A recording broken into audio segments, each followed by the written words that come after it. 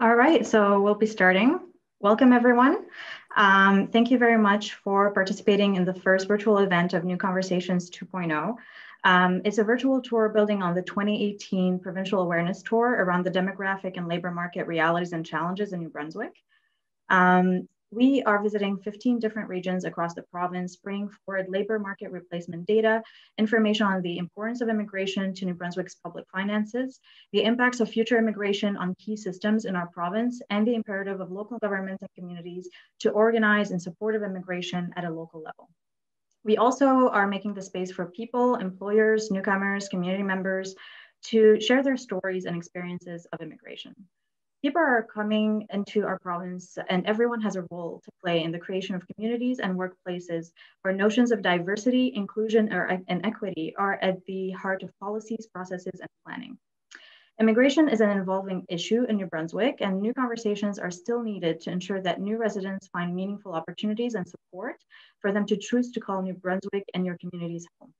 Today, we dedicate this session to Carleton County. Before we dive in, I would like to acknowledge the unceded Woodstock, Mi'kmaq, and Passamaquoddy territories we currently stand on, and wish to thank them for allowing us to gather. To recognize the land is an expression of gratitude to those whose territories we are on, and a way of honoring the Indigenous people who have been living and working on the land from time immemorial. It is important to understand the longstanding history that has brought us to reside on the land and to honor that history as we continue to welcome new families to these lands and work towards reconciliation. I would also like to recognize our funders and partners, the folks that are making this happen. So the Government of New Brunswick and Working NB, the Atlantic Canada Opportunities Agency, the New Brunswick Business Council, the Association francophone des municipalités du Nouveau-Brunswick, the Conseil économique du Nouveau-Brunswick, Tech Impact, Dialogue NB, the Réseau en immigration francophone du Nouveau-Brunswick, the Coopérative de Développement Régional, the University of New Brunswick, and the University of Moncton, NBCC and CCNB. And for this particular event, I would like to thank the town of Woodstock, the town of Florenceville, Bristol, the town of Heartland, the Multicultural Association of Carleton County, Horizon NB, and the Wellness and Social Development Branch at GNB. And finally, before introducing our very special speakers, I have the obligation to set some ground rules and mention some housekeeping items in order to ensure that this is a productive experience for everyone, including the audience. So first, the event will have three parts, starting with a presentation from our resident economist, David Campbell, going into a brief Q&A, a panel, and a discussion period. We want this event to be meaningful to everyone and to actually engage the audience. So we will ask you to include any questions or comments that you have in the chat function within Zoom. And as a facilitator, I will be picking a few of these questions during the Q&A period and asking them to David, but also during the discussion period, you will have a chance to ask questions in person. To ask the question live, we will ask you to use the raise hand function, and I will mention your name and tell you when you can ask a question or share a comment. We ask that you keep your microphone on mute unless told to otherwise in order for us to avoid any background noise or sound feedback. We also encourage everyone to turn your cameras on. It is always nicer to see faces and it makes for a more meaningful engagement. If we have any tech interruptions, please stay with us. It's always a risk when we're trying to do something live like this. However, we hopefully will be avoiding any disruption.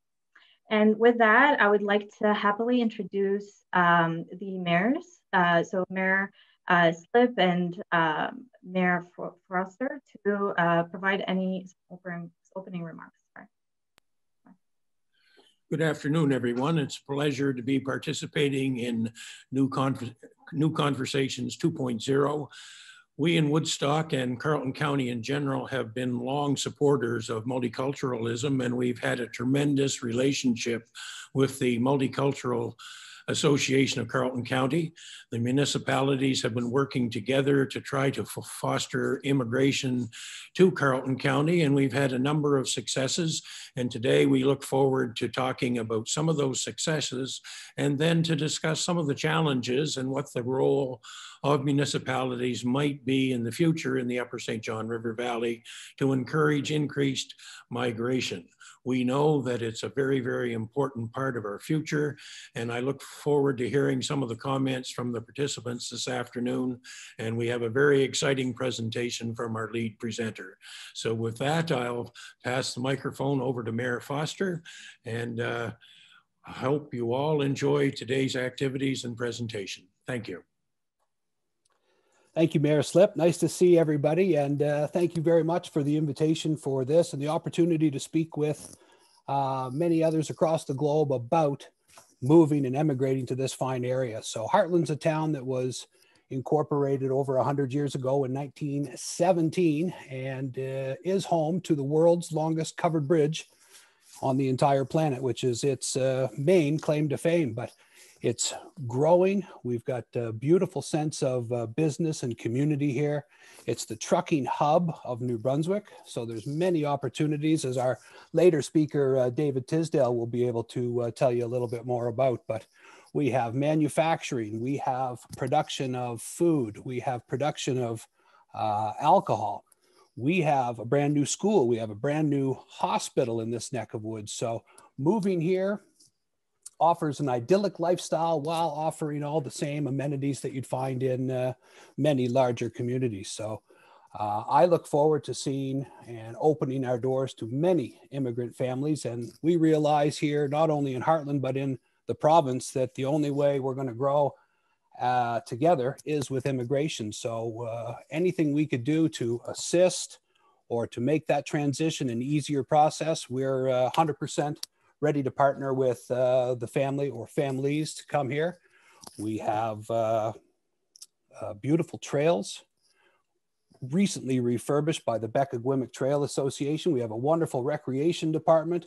We have an outdoor skating rink for wintertime, and we're working on final steps towards a brand new community complex. So we are very hopeful that that's going to land here on our doorstep. So you couldn't choose a bad area to move to in this region, whether Woodstock, whether Heartland, or whether further on up the river to Florenceville, Bristol.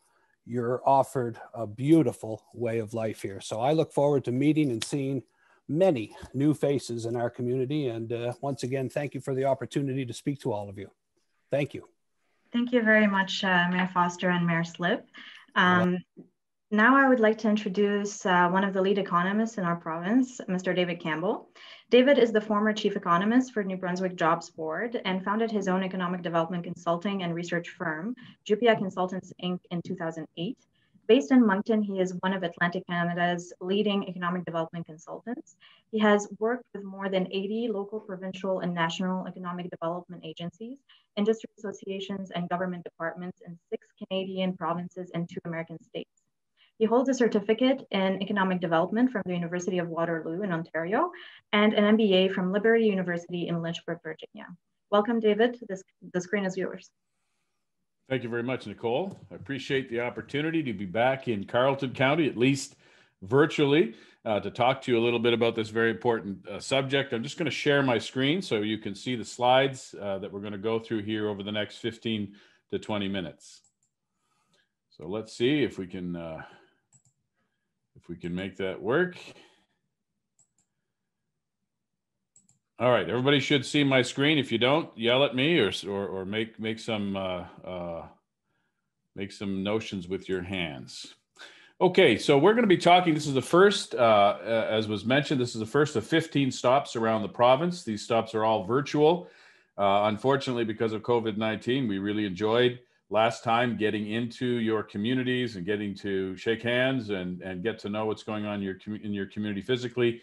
But we'll have to do it this time virtually. So what we're going to talk about this morning is just a little reiteration of some of the population and demographic challenges in Carleton County. And then I'm going to go through some potential 3 different scenarios for population growth in the county, depending on what happens with migration and the ability to attract people to the area. Okay, so these funny looking graphs that were put together by Richard Saillant show you the extent of the challenge. So across New Brunswick, we are much older and aging faster than the rest of Canada. So if you look at these are called population pyramids. You'll see our bars, the gray and the red, are much higher in the plus 50 range than Canada overall, and much thinner when you get to the younger population, those under the age of 30. So this is really what's driving our challenge here in the province, and what we're trying to address by attracting more people here in our communities. And then if you look specifically at Carleton County, you do have the challenge that the county is older than New Brunswick in general. So the red bars here show Carleton County, and the gray bars show New Brunswick. And you can see when you get to the 65 plus age group, Carleton County, the share of the population over the age of 65 is greater than it is across the province. So the reality is that faster aging means slower growth. So New Brunswick lost workers. There are less people working now across the province than there were a decade ago. And that really has had economic impacts. So up until about 2007, the province was growing at an average annual rate of around 2.5%. So not scorching growth, but good, solid growth in the economy. And then after 2008, the average annual economic growth has been only about 0.5, or only about half of 1% on an average annual basis. And that really is impacting ultimately a lot of things, but it is impacting the ability of government to pay for public services. The public debt has more than doubled in the last 11 years, the provincial government debt, and that's before COVID-19. So really what we're talking about here is trying to provide the economic foundation so that we can have the high quality services that we want here in New Brunswick. So this is just one other way to look at that. This is the population age 15 and the population age 65. So just those two age groups. So the population aged 15 in Carleton County has been dropping ever since the early 2000s, and the population age 65 has been increasing significantly year over year. So you can see how those two lines are diverging here in Carleton County, and that's just one other example of what's happening in terms of the demographics in the county. So the good news is the schools are no longer emptying out. So we'll talk in a minute about the fact that Carleton County, in terms of a rural county, is actually doing pretty good on the immigration and the population front. So the migration to Carleton County has helped stabilize the school-age population, but continued migration will be necessary to maintain this stability and ensure there's enough people entering the workforce ultimately to replace those that will be retiring over the next 15 or 20 years. This is employment. Now, we don't have this data specifically for Carleton County, but we do have it for the Edmundston-Woodstock region. So that's the upper St. John River Valley. And you can, if you look at it, the public sector employment is up since 2008, up fairly significantly, and the private sector employment has been dropping. So this is the real sort of challenge as we move forward, is that as the population ages, there's more requirement for public services like healthcare, but there's also more requirement for private sector services targeting the older population. And then there's a risk that labor will shift away from the private to the public sector and leave less workers for things like our export industries, agriculture sector, transportation, as was mentioned earlier. So that's the real risk. There's more demand for public services, more demand for services supporting the elderly population, and less workers left over for those strategically important export-oriented industries in the county. So private sector growth will be critical to ensuring we have high-quality public services moving forward. This is just one, again, a chart that Richard Saillant had put together, estimating the additional annual healthcare spending induced by our aging population between now and 2035. And you can see that there's going to be a significant increase in the healthcare budget by 2035. In 2017 dollars, it'll be almost 1.1 billion more just as a result of the aging population and not other factors. So the real challenge for the provincial government in particular is managing those healthcare costs, being able to generate the tax revenue to pay for those healthcare costs, and ensuring that our older New Brunswickers and all New Brunswickers have good quality healthcare in the years to come. So the good news is that immigrants are actually moving into non-urban areas. So in 2017, only 360 immigrants settled outside of the 7 urban centers around the province. By 2019, that had increased to 1,100. So 1,100 immigrants settled in places like Carleton County. And that was triple the rate just in the 3-year period. Now, COVID-19 has impacted the 2020 intake of immigrants, but we're hopeful that in the coming years, we'll get back on track in terms of attracting newcomers to all parts of the province. Carleton County, as I mentioned earlier, has actually had a pretty good track record. It's attracted approximately 180 immigrants per year, going back to 2016. So that's not necessarily retention, that's just the number that settle in the county on an annual basis. But that is one of the better rates in Atlantic Canada among rural counties. So one of the things that we are concerned about is the K-12 student population, because of course, as people retire, we want to have young people coming into the workforce. So last year, I took a look at K-12 enrollment across the province and estimated what would happen with a rising immigrant population in New Brunswick. And what we saw when we did that analysis, that already the student population in Fredericton and Moncton as a result of immigration has turned a corner and is actually getting larger in both of those urban centers.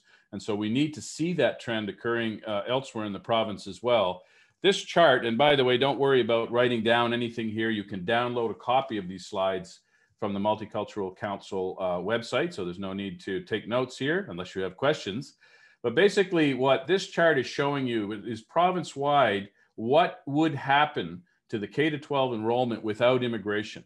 So we're looking at going from 90,500 enrolled in the province, and that's excluding current immigrants and international students. And that number would drop by my projections by 2030 down to just under 84,000 enrollment. So a fairly sharp decline, even as the number needed in the workforce is increasing. But you can see here, if you project out the growth in immigration that we're hoping, so that's 7,500 by 2024, and then growth after that. A lot of the immigrants arriving in our province already have young children.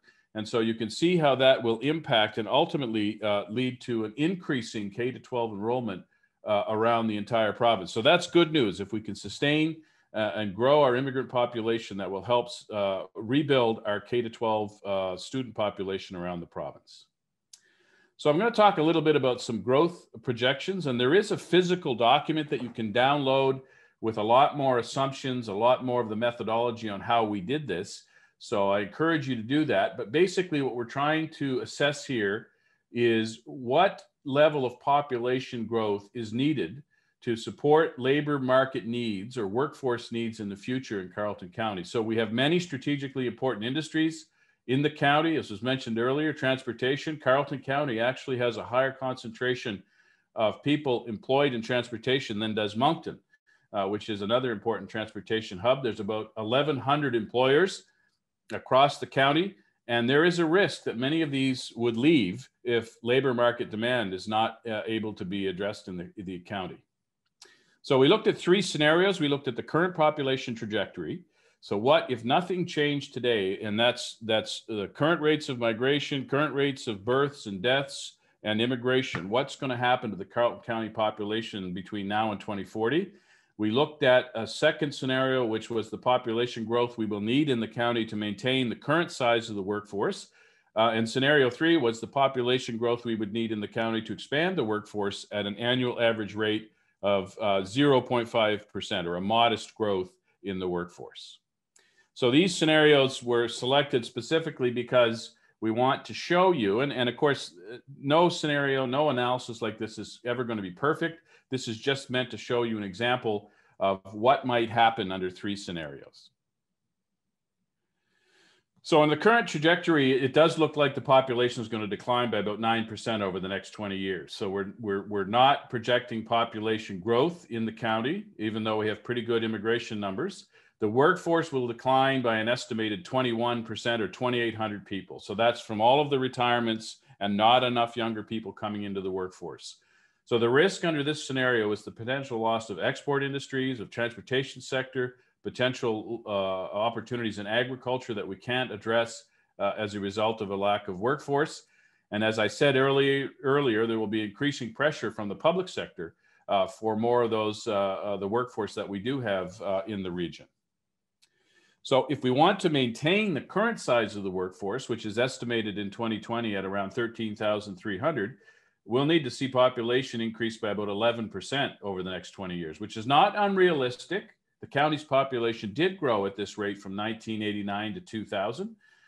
So that we do have a history of growing at that rate across Carleton County.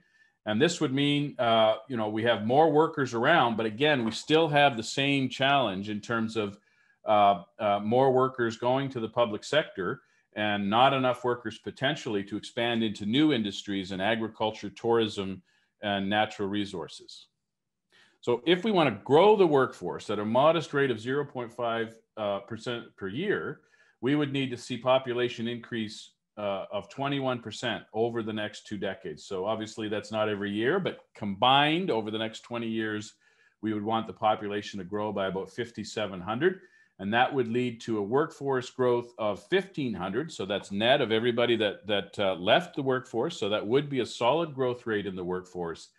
And it would provide enough workers to meet expected demand for local services and the workers to grow new industries in the Upper St. John River Valley.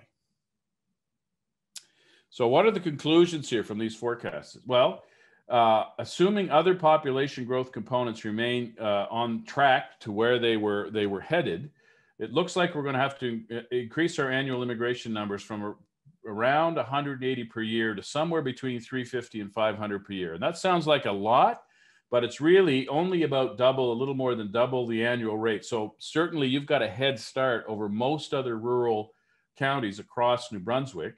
And I don't think it's a huge leap to get from 180 a year to 350 or 400 a year moving forward. It will require deliberate action, a deliberate population growth plan for the county, but we think that this is very realistic based on the track record in Carleton County. So just a couple of more slides around what a population growth plan looks like, and then I can open it up to questions. So what we're saying here is that this is not only a provincial government issue. The provincial government and the federal government have a very, very important role to play to foster population growth around the province, but we really need our local communities. Great to see the mayors here today. We really need our local communities engaged, and we have seen that engagement already in Carleton County because businesses and people actually move into local communities. They don't move into provinces. They make decisions based on the local community. So we need local municipalities to get involved and play a very important role helping to foster population growth in the local community. And I would argue that the demands on local regional government have changed significantly just in the last 20 years. So 20 years ago, the local municipalities were charged with things like public safety and making sure they had nice downtowns and water and sewer. Now it's everything from population attraction to promotion of the region to cultural and artistic events. There's just a whole series of things now that local and regional governments are asked to do, and that just expands their plate. But it's important as we look to attract population that we can provide these services in the community. So the point of that is that we need more than just a population growth plan. We actually need a more comprehensive business plan for communities and regions around the province. So that looks at what our labor market needs are to support growth, what industries have the potential to grow into the future, and what level of inward population migration do we need, and what are those barriers to attracting new population. So we're seeing already shortages of housing around the province, other local support infrastructure, and so on. So we do need to make sure we're looking at this holistically and not just at immigration. So I think at that point, I'm going to leave it, and we're going to open it up to questions. But I will just say in conclusion that Carleton County is well ahead of most other rural areas, not only in New Brunswick, but across Atlantic Canada. And so you've got a 10 or 15-year track record of attracting moderate levels of immigration into the county. And I think now we need to think about stepping that up and attracting more as we see more and more of our older population retiring, moving out of the workforce, and leaving gaps that we need to fill with younger people and people that we can attract into the community. So I think, Nicole, that's my presentation. So I'm going to stop sharing my screen and we can open it up to questions. Great, thank you so much, David. The first question that has come in is from Mr. Nestor Gomez. And his question is, how much of the shift in labor trends from private to public sector is due to attrition of the private sector? And how much of the growth of the public sector is due to higher demand of public services, for example, healthcare? So Richard Sayon has been studying this a lot more than I have, but the reality is that we are seeing a lot more pressure for public services like healthcare. We continue to have a sustained demand for education. There's less need for some teachers in some parts of the province. And then we have other public services like transportation and local government and so on. So I think that is really the challenge, that we potentially will crowd out the workforce with more public sector and not have enough workers to meet private sector demand. And that's really what we're talking about here today, is we're not getting into the granular, this is the exact sector, this is the exact opportunity. We're just talking about at a macro level, if you want to keep the workforce the size it is today or even grow it, these are the kind of population growth numbers you're going to need to see over the next 20 years. Okay. And I guess along the same lines, what industries do you think could be at risk of leaving if there are not enough workers? So I think that's a potentially long list, right? So there's agricultural opportunities in the Upper St. John River Valley. As we mentioned, there's a large transportation sector. Now, there's going to be technological disruption in the transportation sector, and we don't know what the impacts are going to be there.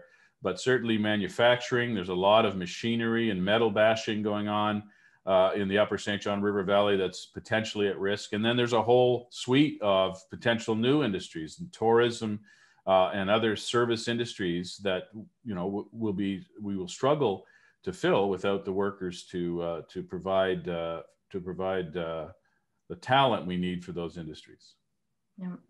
And based on your presentation, it seems like we will need to attract a lot more people based on the forecast. How realistic is this really?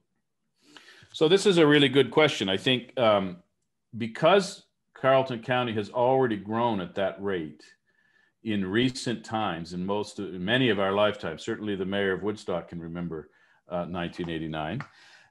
So I think that's the good news, right? And that's not the case necessarily around the province, but certainly in Carleton County, we've seen that level of growth in the past. Now, a lot of that growth in the early days came from, from more births than deaths, or what's called the natural population growth rate.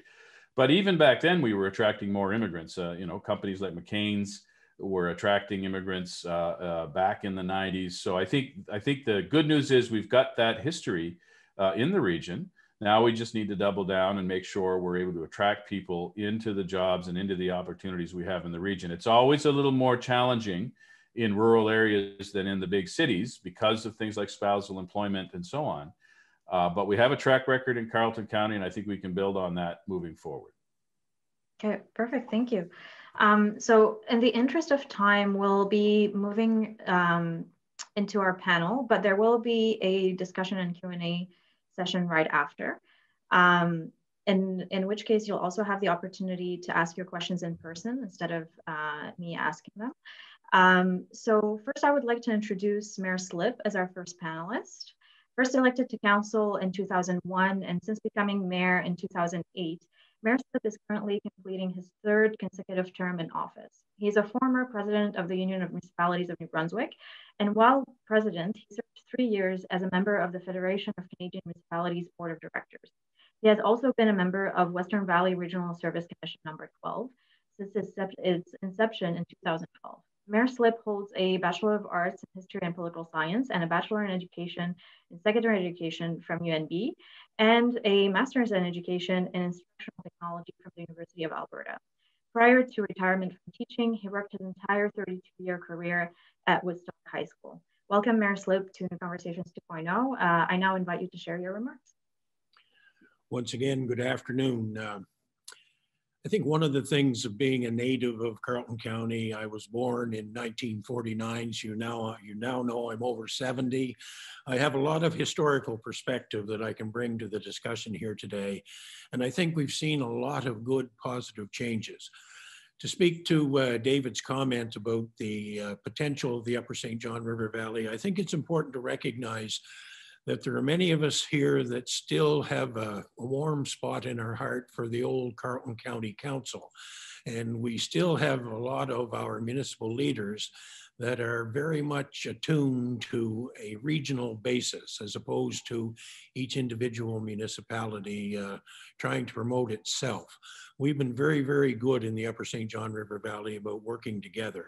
And it was nice to have a couple of our area mayors here to participate. Unfortunately, Mayor Curtis wasn't able to make an opening welcome, but Mayor Foster did. And I think one of the things that I'd like to start with is just some general comments about the historical and perhaps the political culture that's up here. Traditionally, we have not competed against each other. We have a lot of municipalities that have their own special industries that are part of their history. And we also have an ongoing relationship among the municipalities through the Union of New Brunswick Municipalities, UMNB, but more importantly, our area administrators and clerks and CAOs work together on an ongoing basis. And so we're discussing our problems as, I guess, as a regional network to provide input, to try to work together to move everybody forward. And we recognize what's good for Heartland's good for Woodstock, what's good for Plaster Rock is good for the entire area. Now that's a bit of an overview, but I think that's part of the culture that has allowed us to work together and is continuing to play a very strong role in what we're doing. Now I'm going to speak briefly about some of the processes that municipalities have to work with. And each of us has been working on our municipal plans. As a result of the municipal plans, we get into a lot of areas that provide us up-to-date and current research and empirical data to make decisions. And one of the things that's particularly relevant to the discussion today is in the Woodstock's municipal plan, we had to take a look at housing. And when we did a housing analysis here in town, we found out that basically 4 things came out of the study for the Woodstock town and the region as a whole, because our housing analysis was on a regional Carleton County basis. The first thing we found out was that there's a shortage at all price points for all types of housing. It was the same thing across the board. We found that there's an entry market challenge. And this is something that we're going to be trying to deal with here in Woodstock. There's a critical shortage of student housing, and that's particularly important because we have NBCC here in Woodstock, and we have a very strong relationship in the valley here for the types of programming and delivery of services that NBCC does through their curriculum. It's very, very supportive of industry and multiculturalism here in the Upper St. John River Valley. The final thing that we found was that there's a shortage of 3-bedroom apartments, and this is particularly important for larger families, and a lot of the immigrant families are looking for more than 2-bedroom apartments. And sometimes it's on a short-term basis until they can get in a position where they'd like to enter the housing market. But as you can imagine, the lower end has to move in order for the upper end to move. So this has been some of the things that we identified in the housing study. I'm going to talk a little bit next about the economics of the region. Here in the valley, the last census gave a good review of the economic industries and what's going on. Also in our municipal plan, we have a section that talks about the economy. So I'm going to just go very quickly. David touched on some of them. Some of the stronger ones here are agriculture, trucking, and one of the ones that's slipping under the radar here is metal fabrication. And we have metal fabrication industries in Meductic, Carleton, Centerville, and Woodstock. And that's a bit of an area of great growth. Employers in the area have been working for quite some time on recruitment. McCain's, Day and Ross, and FMI, a Franchise Management Incorporated here in Woodstock, have reached out to municipalities to try to improve the ability to, I guess, recruit people with high-tech skills, financial skills, and marketing skills. And I say there's been an overlap working through the Multicultural Association of Carleton County to try to all work together with the community college, with businesses, to make sure that all of our municipalities are able to produce the housing that's going to be needed for the immigrant communities. I guess what I would say, the immediate challenges for Woodstock is we want to meet our population target. We want to get to the percentage that Mr. Campbell alluded to. We want to make sure that we have an open community, a very welcoming community. But that's one of the first things that we have to do. But in order to get there, we're going to have to meet our housing challenge. And this is one that we need to make sure that we've got appropriate and affordable housing to accommodate both immigrants and the student population that's coming to town to attend NBCC Woodstock. Now, I've given a bit of an overview from about 25,000 feet. All of the documentation that I've referred to is available on the Town of Woodstock's website.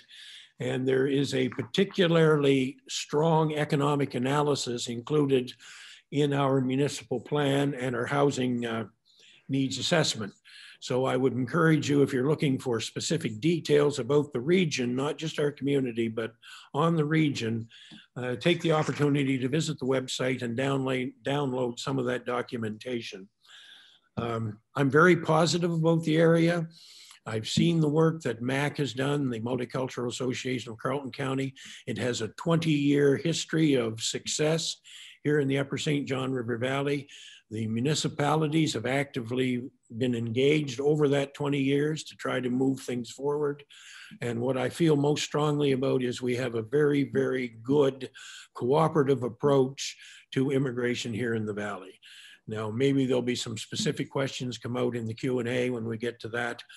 But I think I probably have exceeded my time, so I'll stop with that. So once again, thank you for that opportunity. Thank you very much, Your Worship. We'll bring you back shortly for the discussion period. I would like to introduce our second panelist, Catherine Hauser.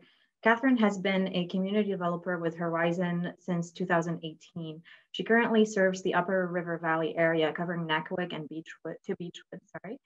She's working towards completing her master's degree in applied health services research through St. Mary's University. She is passionate about taking a holistic approach to health and empowering others to create sustainable change. She strongly believes in the importance of building strong, meaningful relationships with community members and strives to provide structure to her community's passions. Thank you very much, Catherine, for being with us. I invite you to share your remarks. The screen is yours. Thank you, Nicole, and good afternoon, everyone. Today, I will be sharing with you some of the priorities that were identified in Horizon Health Network's Community Health Needs Assessment for the Carleton County area, which covers from Woodstock to the Florenceville-Bristol area and all of our surrounding communities. And so I guess the first, Mayor Slip had touched on the insufficient amount of housing options in our region, and that was also identified in our needs assessment. And we see that not only in Woodstock, but throughout the region. And I know that right now, Woodstock and Florenceville-Bristol, both municipalities are working on that priority. Another priority from the needs assessment was the limited access to family physicians in the community. And so we know that this is particularly relevant for our newcomer families that are coming to the region, where there's already our wait list with the Patient Connect to access a primary care provider. And in our region specifically, our access to after hours or walk-in clinics are very limited in the region. And so oftentimes folks have to travel to seek care from a primary care provider or have to wait for an appointment. And so, and that can be difficult too, where we have many people that are coming to the area for employment reasons and need to get a medical done for to get their driver's license. And so we know that it can be difficult with that limited access to get that appointment in a timely fashion. And so I guess another relating to that a bit would be that transportation issue.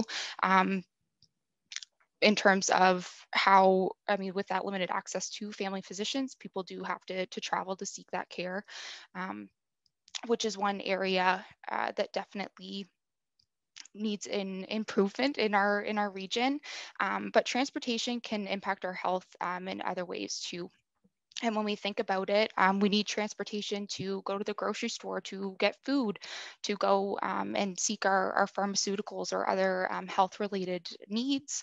We need transportation to get to our appointments, to get to work, and also to just engage in our community and attend other social events, as we know that with limited transportation, oftentimes it can put you at greater risk for social isolation. And so I guess from our newcomer perspective, that transportation issue in our region specifically can be a big shock, where we're in a very rural province, but Carleton County is a very rural area as well. And so our public transportation options are quite limited. I mean, we do have taxi services, but that could get quite expensive. So having that, I guess that almost, it's kind of an expectation really for many of us to provide our own transportation and have that access to our own vehicle to get from point A to point B. And so for a lot of our newcomer families, that can be quite costly and quite difficult, especially where many of them are living on a single income when they first come to our area. So some of the work that's being done, I guess, in our community to help address this would be, I guess one of the silver linings throughout the pandemic is that a lot of our local grocery stores, pharmacies, and local volunteer groups have really stepped up to help address this transportation issue. And recently, our Carleton Victoria Community Inclusion Network received funding from the from ESIC, from the Economic and Social Inclusion Corporation, to try to coordinate transportation services in our region, which is super exciting. So we're hopeful that in the next few months that we'll be able to start working towards that and having a coordinated service in our region. And it's definitely important for us to have that newcomer perspective at the table. And fortunately, we have the Multicultural Association of Carleton County on our side, and they're super, super supportive. And so we look forward to working with them on that. Another priority that had been identified was the lack of awareness regarding programs and services in the area. We know that MAC, that the Multicultural Association, when newcomer families arrive and register as clients with MAC, they actually do a really comprehensive needs assessment that helps identify what the unique needs or supports that the family would require to meet their needs and help them settle and thrive in their community. And so it's really important for the general public, for our employers, and for different organizations to be aware of that service and to really help connect our newcomer families make sure that they're connected with MAC. Sorry, Nicole, I'm trying to speed through. But another big, I guess, when we think of the programs and services and that lack of awareness piece, it comes down to how many fantastic services and programs are available in our region, and that it's so hard to keep track of everything. So part of the regional resiliency project that is coming through that kind of Build Back Better from the pandemic, one of the priorities in that group is to create kind of a one-stop shop directory that will be live and updated, that will try to keep track of all the available programs and services throughout the entire Western Valley, from Nakawik to Plaster Rock. And and that would be made available to all of our key organizations, our municipalities, just everyone, so and the general public, just so that we can help increase that awareness and make sure that people are very well connected. I know I would love to keep talking, but thank you so much for your time, and I would be happy to chat after and try to answer as many questions as I can. Great, thank you so much, Catherine. So like you said, we'll have some time for questions afterwards. I would like to introduce our third panelist, Dr. Rika Bahala. Dr. Bahala got her degree in dentistry in 1999 from the Government Dental College in Mumbai. She headed the Department of Dentistry in her home city's multi-specialty hospital and managed 2 successful practices for 17 years. She immigrated to Woodstock from India in 2016 with her husband, daughter, and pug, and has since been a member of the Canadian and Indian Dental Association, the Fredericton Dental Society, the Multicultural Association of Carleton County, and the Multicultural Association of Fredericton. Thank you very much, Dr. Bahala, for being here with us today and for offering to give the newcomer perspective on the panel. The screen is yours. Thank you so much. Good afternoon, everyone, and thanks once again for inviting me to be a part of this stimulating conversation. And Catherine, I'm delighted to hear that you're working on the transportation issue, because that was something which was, I think it's on everyone's mind. So I've been in the field of dentistry for around 26 years now. And recently, me and my husband, we started this office in Woodstock in August 2020. And it's been going well, thanks to the support of the town of Woodstock and all the surrounding areas. We are more than happy. So it didn't come easy. It sounds, like as if we were handed something on a platter, but no, it was not smooth sailing. Some days were good, and yeah, some days you were struggling. But then just for any newcomer, just have some patience. Things work out. They just work out. So I'll take you back to 2016 when we came here in June. And when I say we, my daughter was 11 years, me, my husband, and yeah, we had a little pug then.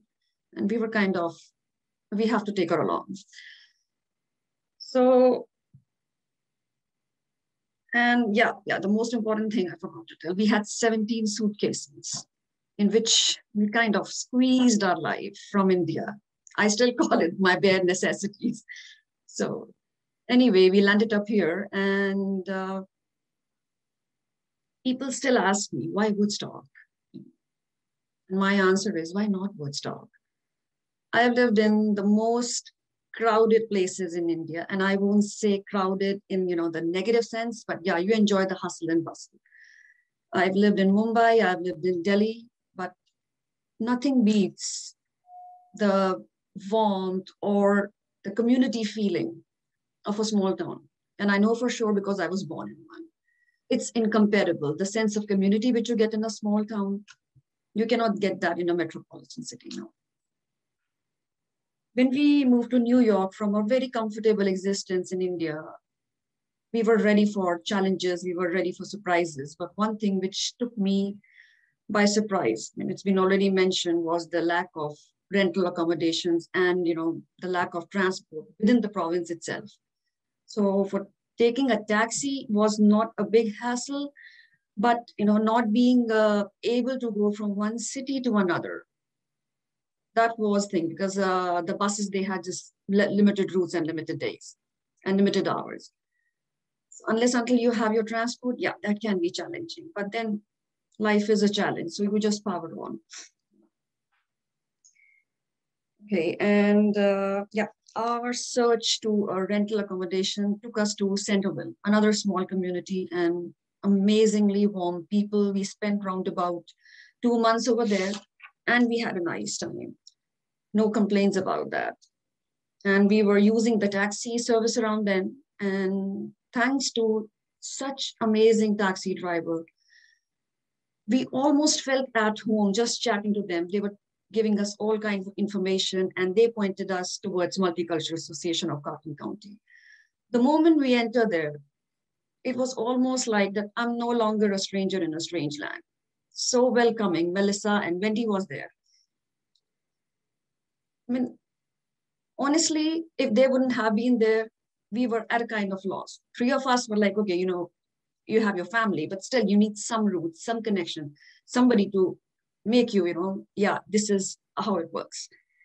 So they helped us with everything, getting to know the community, how the things work, the facilities available, all the available resources about which we had absolutely no idea till then. One thing which I would actually emphasize on, the thing which made us survive, is the library downtown. We are voracious readers, all three of us. And every week from Centerville, we would take a cab and come down to Woodstock, to the library, spend hours over there, and then, yeah, definitely do a bit of grocery shopping. And then that used to be our weekly pilgrimage. So you power through. It just needs some patience and, trust in yourself, and things work out. And Melissa helped a lot. She gave us an idea about all the activities which were available through MAC. So I attended some coffee afternoons in the Creek Village Cafe, and we went to the visit for the Potato Museum and then the Multicultural Annual Fest. That was amazing. And I think the last time I attended was maybe like 2 years back, but we tried to make it. And yeah, and let's not forget the AYR Motor Center. That has been a big help. You have everything you want to do over there. And that was a big, big part of our adjustment. It was made so much easier. And my daughter, she went to Medaxnicake School, the Medaxnicake Consolidated School. And I could not thank the teachers enough. It's like, a heartfelt gratitude, a lifelong debt to them.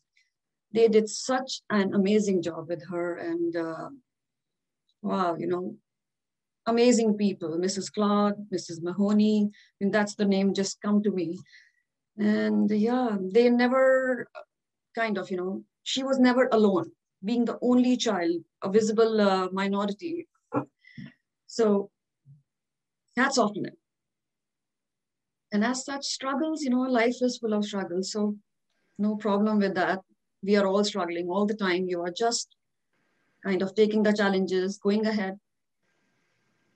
Our journey is still ongoing. It's a new practice, but it's doing well.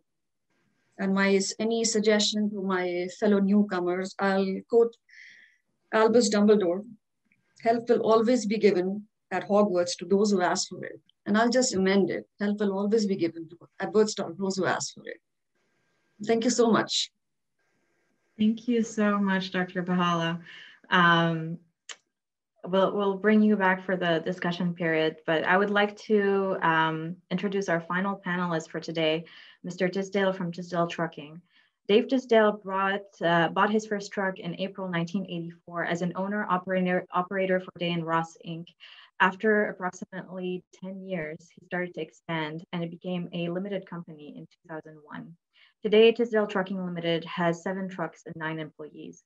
Mr. Tisdale, thank you for being with us today and for providing the employer point of view on today's panel. Okay, well, listen, Rasha, you brought me to tears, to be honest. I know that I could not do what you have done. I've been in the same house for 64 years, and I've loved the same woman for over 40, and I've worked for the same company for 38 years. I mean, so to do what you've done takes guts. I got to tell you that. I've got four guys from India working for me now. One's 23, 2 are 24, and 1 is 25. Just young fellas moved over here. And they're good workers. They're clean. We treat them like family. And that's the thing that we have to do, really, to these people that are coming here, is treat them like family. And the more they feel like home, the more they'll stay here. My whole goal, when I started this immigration thing, it was because I couldn't find drivers here.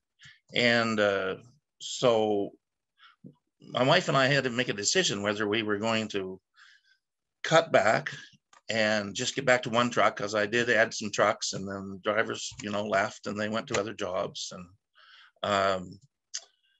but I couldn't find any drivers, so I went to the immigration, to the pilot program, and I got now I have 3 people from England working for me. One of them actually, who their wife is working in multicultural, and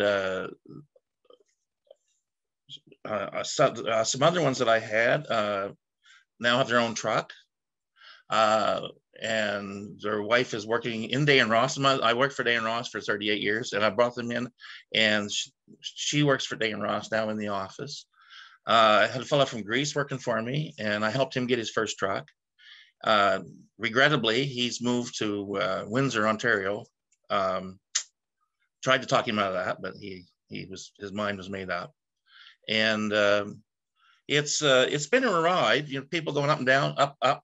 But if you treat people like family, if you're able to be a small enough business to treat them like family, they will stick with you. They will stay here.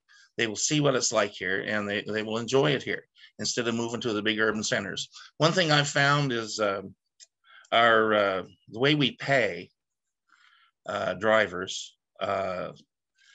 You know, it's normal the way we pay them. And in Ontario, they have like they're a driver service, and they can be like they don't have to pay tax. Just do it like an owner operator.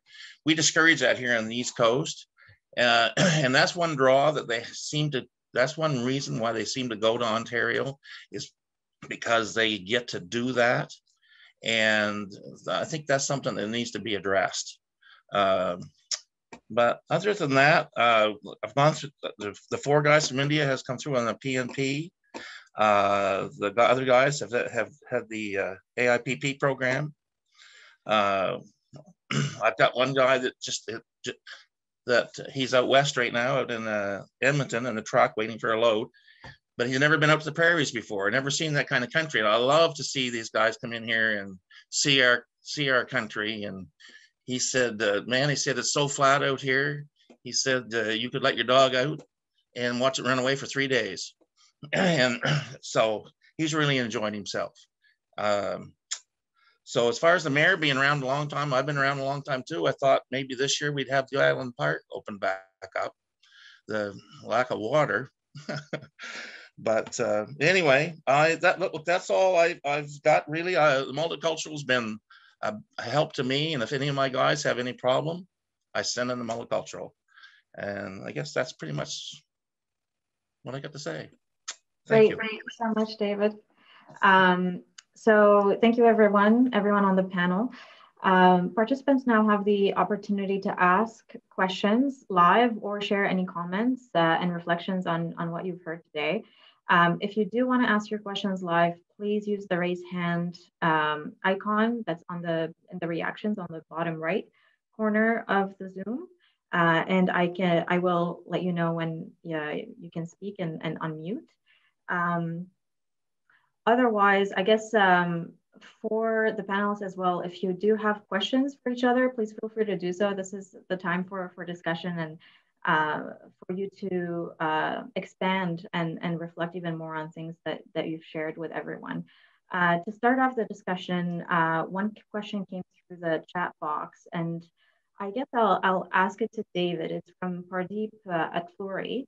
Pardeep asks or is wondering what your thoughts are on there not being enough employment opportunities in national occupation categories O, A, and B, which are needed for permanent residency.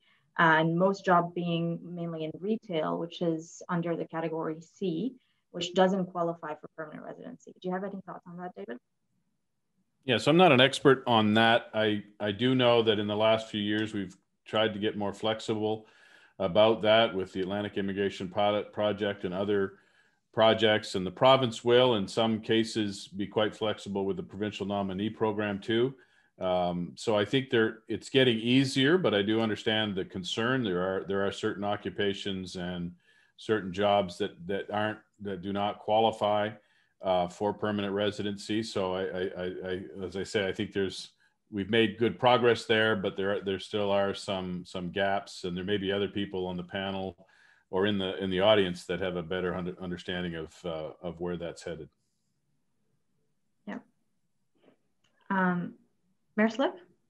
Yes, I'd just like to add that part of this relationship that's so important through MAC here in Woodstock and Florenceville is the services that they provide.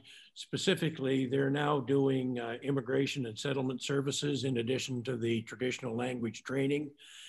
So that's been a very, very important part of why I think we've been so successful here in the Upper St. John River Valley.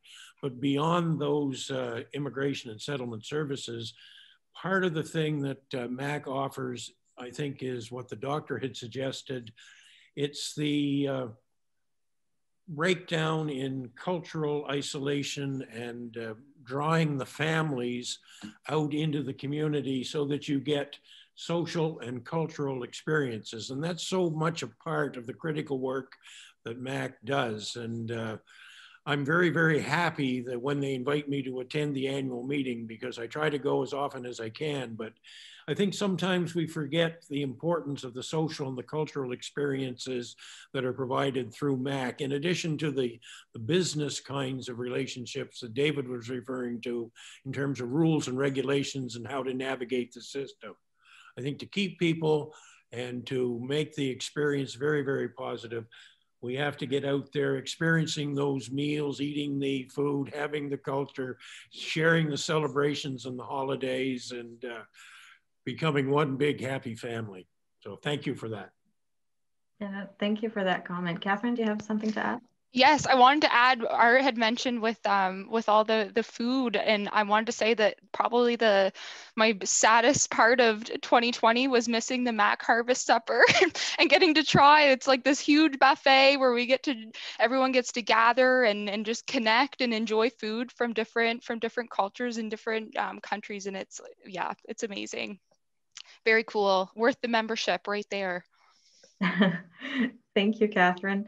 There's one question that's come up for Celeste Roberts, the Executive Director at MAC, and it's from Nestor Gomez. Can you expand on the type of immigration and settling in services that MAC provides? I know, Celeste, you're not part of the panel, but I'm going to give you the opportunity to answer that question. Thank you so much, Nicole. So the settlement services that MAC provides, settlement includes helping find apartments and doctors and dentists and getting a real grasp of the services that are needed, not only the services that we provide, but the services that can be accessed within the community.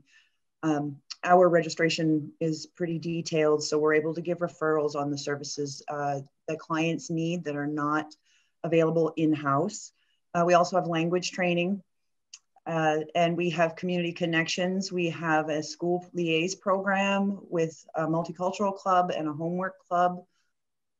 Basically, it's very important that we keep all of our services client-centered, and so they are ever evolving. We're constantly coming together with a team to go around the needs of the individual clients. And I may not be the face that you see at the front of the door, but the team works together collectively on a regular basis. And we're very proud of what we do. And it was very nice to hear some positive feedback about that. Great, thank you so much, Celeste. David, this question is for you. What kind of employment opportunities are available in the private sector in the region? I don't know if you can answer that question.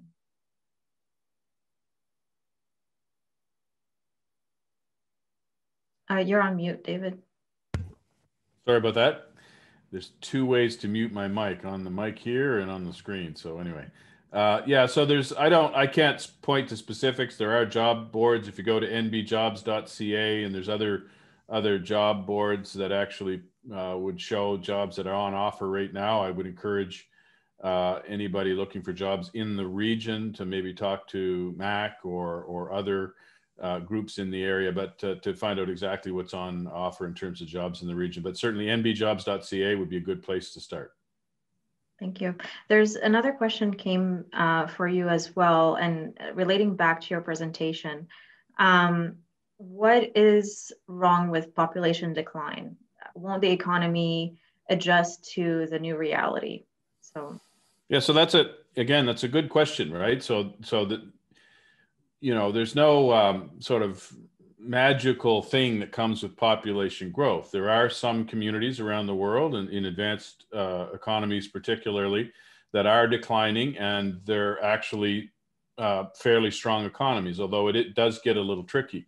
But the bottom line is, in New Brunswick, we need to be growing our economy so that we have the tax revenue to pay for public services. That's kind of the sort of core reason.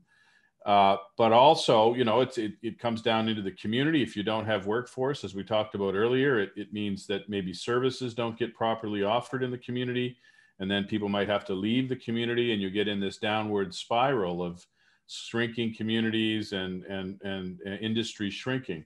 So really, where New Brunswick is at its history and with its demographic situation, we do have to grow our economy and grow our workforce over the next 20 or 30 years if we don't want to threaten the prosperity of the province. So we do have, I mean, I know we've got some challenges with healthcare, but we do have good healthcare in general across the province. And if we want to continue to maintain good healthcare, you know, we have to have the tax revenue to do it. So there's labor market issues, but ultimately there's also tax-based issues and our ability to make sure that as we age in this province, we have good quality health care, and also for young people as well. So that's the bottom line. Some jurisdictions might be able to survive or manage well without growth, but I believe New Brunswick right now, and particularly rural New Brunswick, in places like Carleton County, we do need at least a moderate level of population growth into the future. great. Thank you so much, David.